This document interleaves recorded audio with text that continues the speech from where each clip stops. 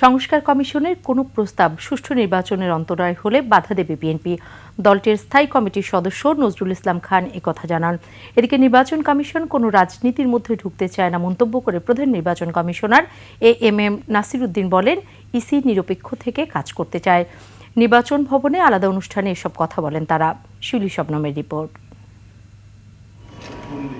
ত্রয়োদশ জাতীয় সংসদ নির্বাচনের প্রস্তুতি সম্পর্কে জানতে কোন রাজনৈতিক দল হিসেবে প্রথমবারের মতো আগারগাঁও নির্বাচন ভবনে এএমএম নাসির উদ্দিন কমিশনের সঙ্গে বৈঠক করে বিএনপির ৩ সদস্যের একটি দল।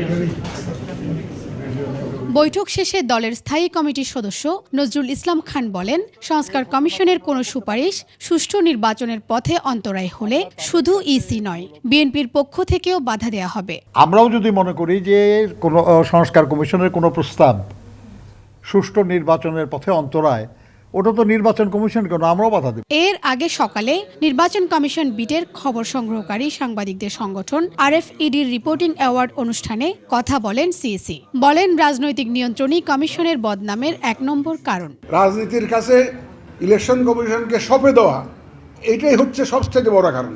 ইলেকশন কমিশনে যারা আছি আমরা কোনো রাজনীতিতে ঢুকতে চাই না, এটা আমি আগেও বলেছি। আমরা কোনো রাজনৈতিক দলের পক্ষে বা বিপক্ষে দাঁড়াতে চাই না।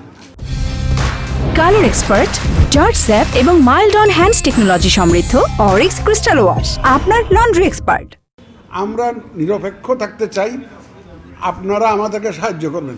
নির্বাচন কমিশনের একার পক্ষে নির্বাচন অবাধ, সুষ্ঠু ও নিরপেক্ষ করা সম্ভব নয় বলেও উল্লেখ করেন সিইসি। তার আগে বেস্ট রিপোর্টিং এর জন্য প্রিন্ট, ইলেকট্রনিক ও অনলাইন ৩ বিভাগে বিজয়ী সাংবাদিকদের পুরস্কার তুলে দেন প্রধান নির্বাচন কমিশনার।